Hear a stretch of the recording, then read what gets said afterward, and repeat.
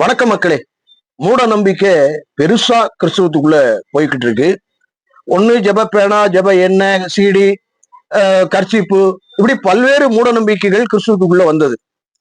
இப்போ அதற்கு ஒரு படி மேல போய் எதுல வச்சிருக்காங்க அப்படிங்கிறத பாருங்க.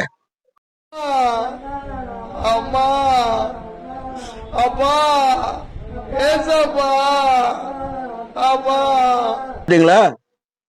இத நம்ம எப்படின்னு கேட்டீங்கன்னா, இதெல்லாம் எங்க இருக்கு? வேத வசனத்துல எங்கேயாவது பவுல் பேதுரு மற்றும் இயேசு கிறிஸ்துவானவர் உபதேசத்துல இப்படி சொல்லியிருக்காரா அப்படின்னு நம்ம கேட்டோம், கமெண்ட் பண்ணோம் அப்படின்னு சொன்னா அவங்க என்ன சொல்றாங்க அப்படின்னா, இது யோனா நினைவே பட்டணத்துக்கு சொன்னாரு பிரதர். நினைவே பட்டணத்துக்கு சொல்லும் போது அவங்க ரெட்டுடுத்தி இது பண்ணாங்க வச்சாங்க. சோ அததான் காட்சிப்படுத்தியிருக்கேன் அப்படிங்கிற மாதிரி சொன்னாங்க.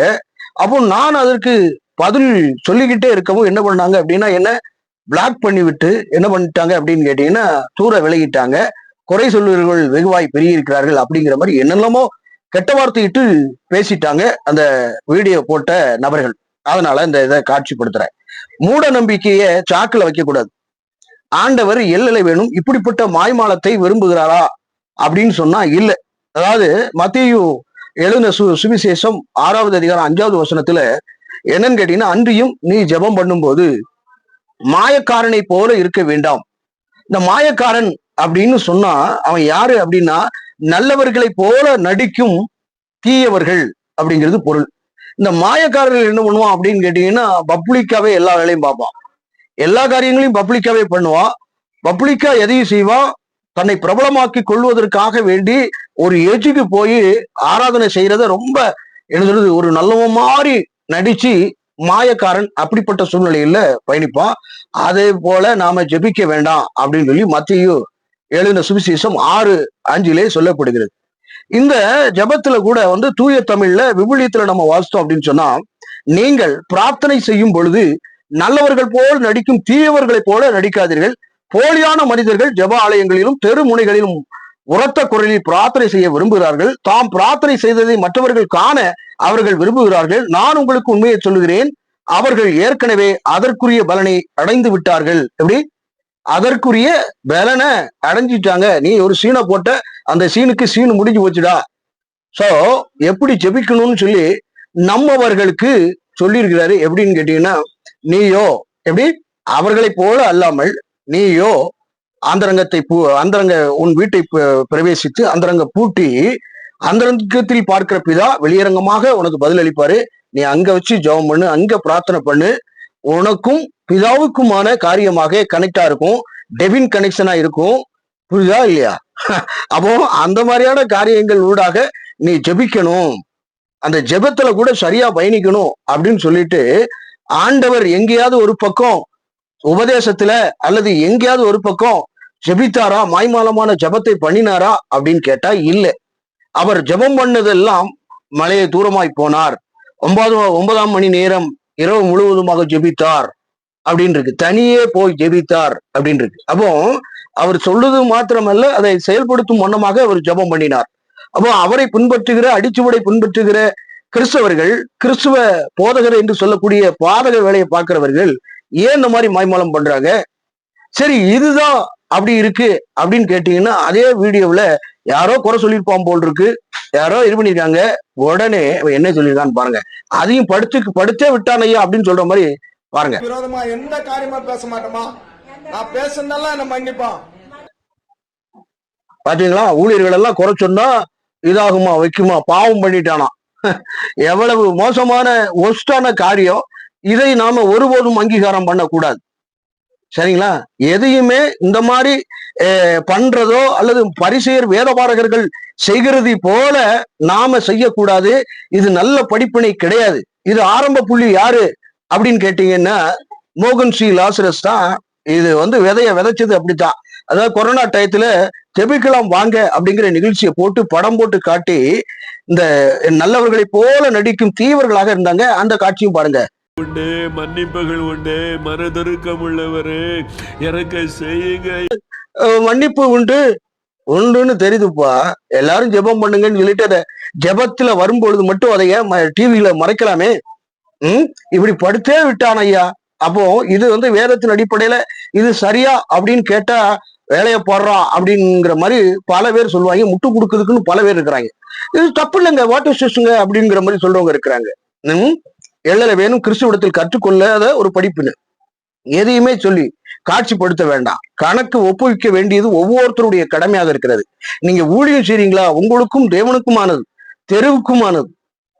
படக்காட்சியை போட்டு உதவி பண்றவனும் சரி, இந்த உதவி செய்யலாம்லா, இந்த உதவி செய்யறவனும் சரி, பில்டப் கொடுக்கிறவனும் சரி, அதுக்கு அடுத்ததாக பல காரியங்களை எப்படியோ வச்சுக்கிட்டு என்னமோ பெரிய அவன் காசுல கொடுக்குற மாதிரி, அவன் துட்டுல ஏதோ கொடுக்குற மாதிரி வைக்கிற மாதிரியான ஒரு சீன் எல்லாம் கிரியேட் பண்ணி இருப்பானுங்க. இவனுங்கெல்லாம் மாய்மாலக்காரர்கள், நல்லவன் வேஷம் போட்ட துபாக்கூர்கள் அப்படின்னு சொல்லாமா? கண்டிப்பா அப்படிதான் சொல்லணும். வேதம் அப்படிதான் சொல்லுது. உன் வலது கைக்கு தெரிந்தது இடது கைக்கு, அதாவது உன் இடது கைக்கு தெரிந்தது வலது கைக்கு தெரியாதிருப்பதாக அப்படின்னு இருக்கு. நீயோ தானம் தர்மம் செய்யும் பொழுது அப்படின்னு சாலிடா சொல்லிட்டாரு ஆண்டவரு. இவங்க தானம் தர்மத்தையும் படக்காட்சியை இது பண்ணுவாங்க. சுவிசேஷம் அறிவிச்சதை கணக்கு ஒப்புவிக்க வேண்டியது ஆண்டவர்கிட்ட, சல்லிப்பயல்கள்கிட்ட கிடையாது. மனுஷன்ட்ட காட்ட வேண்டிய அவசியமே கிடையாது. யாராவது முக்கிய பெரிய பெரிய, அதாவது ஒரு என்ன சொல்றது, ஒரு நிர்வாகத்தில் இருக்கக்கூடிய சபைகள் இருக்கு பாத்தீங்களா, அதாவது கத்தோலிக்க திருச்சபை மற்றும் சிஎஸ்சி திருச்சபை, அதுக்கப்புறம் அந்த பல சபைகள்லாம் இருக்கு பாத்தீங்களா, ஸ்தாபன சபைகள்லாம் இருக்கு பாருங்க. அவங்க எல்லாம் வந்து செய்யறத கூட காட்டிக்க மாட்டாங்க, தான் ஒரு பதவியில இருக்கிறத கூட காமிச்சிக்க மாட்டாங்க. புரியுதுங்களா? படக்காட்சியை போட்டு பண்ண மாட்டாங்க, வைக்க மாட்டாங்க. அதெல்லாம் நிர்வாகம் எப்படி சொல்லுகிறதோ அதை கடைபிடிச்சு போவாங்க. நிர்வாகத்தை தாண்டி போக மாட்டாங்க. ஆனா தனி ஊழியம்னு செய்யறாங்க பாத்தீங்களா, இவங்க என்ன பண்ணுவாங்க அப்படின்னா, படம் போட்டு படம் காட்சி அப்படியே வச்சு பணம் பெற்று அதுக்கப்புறம் என்னமோ இவன் கை காசுல இருந்து கொடுக்குற மாதிரி, இவன் இதுல இருந்து கொடுக்குற மாதிரி பல காரியங்களை பண்ணுவாங்க. இதற்கு நாம எச்சரிக்கையாக பயணிக்கணும். இவெல்லாம் நல்லவனே கிடையாது. புரியுங்களா? வித்த குடு, சொத்த குடு, அதை குடு, இதை குடுன்னு சொல்லிட்டு இருப்பானுங்க கோட்டி பேளுங்க. இவனுங்களெல்லாம் நம்ப கூடாது. இவனுங்கெல்லாம் டுபாக்கூர், நம்பர் 1 டுபாக்கூர்கள். புரியுங்களா? அதுல கவனமா இருக்கணும். இப்படிப்பட்ட படக்காட்சிகளை காட்டுறவனுங்க இதெல்லாம் வந்து ரொம்ப மோசமான செயல். இது நடிக்கக்கூடிய மோசமான ஒஸ்ட் பிஹேவியர் அப்படின்னு சொல்லலாம். எதை காரியமாக இருந்தாலும் சரி, கொஞ்சத்தில் உண்மையா இருந்தா என்ன கணக்கு கேட்கிறாரு. உன் தாளந்த நீ எத்தனை தாளந்த நீ பயன்படுத்தியிருக்க, அந்த எத்தனை தாளந்த ஆக்கியிருக்க அப்படிங்கிறது எஜமானனா இருக்கக்கூடிய இயேசு கிறிஸ்துவிடத்தில் நம்ம கணக்கு காட்டணும். சரியா? இது போன்று படம் காட்டுவது, இப்படியே படுத்துக்கிட்டு கோணி சாக்குக மேல வச்சுக்கிட்டு கோமாளித்தனங்களை பண்றது எள்ளல வேணும் கிறிஸ்துவ படிப்பனையாக இருக்காது. உண்மையிலே சொல்றேன் நான். புரியுதுங்களா? இது போன்ற வீடியோக்கள்ல வரும் பொழுது இதெல்லாம் என்னடா இது அப்படிங்கிற மாதிரி கேட்டா திரும்ப இது பண்ண மாட்டான். கிறிஸ்தவத்துக்கு ஒரு அறநிலைத்துறை வர வேண்டும். வந்தாதான் அந்த தனி ஊழியம் செய்யறவங்க ஓடிடுவாங்க. தடி எடுத்தவன்லாம் தண்டல்காரன். அவன் பார்த்தா எங்க சமூக தலைகள்ல பாத்தீங்கன்னா எதையாவது ஒண்ணு செஞ்சுட்டு எதையாவது கோமாளித்தனமாக செய்யறாங்க. பைபிளை விட்டு வெளியே போயிடுறாங்க. பைபிளுக்குள்ள வர மாட்டேங்கிறாங்க. பைபிளுக்குள்ள வந்து அதை வாழ்வியல் ஆக்கணும் அப்படின்னு முடிவு பண்ணவே இல்லை. இயேசு கிறிஸ்து சொன்னதை நிறைவேற்றணும் அப்படிங்கிற காரியமே இல்லை. ஊழியத்தை நிறைவேற்றணுங்கிற எண்ணமே கிடையாது. பட் இந்த மாதிரி மாய்மால கோமாளித்தனமான வேலைகளை செய்யறாங்களே, என்னத்தை சொல்லுவது? அப்ப விழிப்பா இருங்க. அவ்வளவுதான் நம்ம சொல்ல வேண்டியது. உங்களை குறை சொல்லணுங்கிறது எனக்கு எண்ணம் கிடையாது. பட் இதை வச்சுக்கிட்டு சேனல்லான இதுல இருக்கக்கூடிய கோணி பைய வச்சுக்கிட்டு கோமாளித்தனம் பண்ணணும்னு ஆண்டவர் சொல்லவே இல்லை. அதுவும் படக்காட்சியை போட்டு செய்யணும்னு சொல்லவே இல்லை. ஆண்டவர் அப்படிப்பட்ட ஆண்டவரை நம்ம பெற்றுக்கொள்ளல. நம்மளை வருத்தி போட்டு கொலையா இது பண்ணி வச்சு செய்யணுங்கிறது அவசியம் கிடையாது. இருதயத்தை கிழித்து என்னிடத்தில் திரும்பு அப்படிங்கிறாரு. மனம் திரும்புறதுதான் இருதயத்தை கிழிச்சு மனம் திரும்பி வா அப்படின்னு சொல்றாரு ஒழிய இப்படி செய்து ஆண்டவர் இடத்துல போகணுங்கிறது அவசியம் கிடையாது. இதை அவரு, அதாவது இயேசுநாதர் இந்த காலகட்டங்கள்ல இருந்தாருன்னா ஒவ்வொருத்தரையும் சாட்டையால பூச பயங்கரமா கொடுத்துருப்பாரு. புரியுதா இல்லையா? ஓடல யாருல கோமாளி அப்படின்னு சொல்லிட்டு அடிச்சு தும்சம் பண்ணிருப்பாரு. கோமாளியான உனக்கு ஐயோ அப்படின்னு இருப்பாரு. புரியுதுங்களா? பரிசீரான உனக்கு ஐயோ, வெளிவேடக்காரனே உனக்கு ஐயோ அப்படின்னு இருப்பாரு. ஐயோன்னா முடிஞ்ச கதை முடிஞ்ச. அதனால கவனத்தில் கவனமாயிருங்க. வேறொரு பதில். வணக்கம்.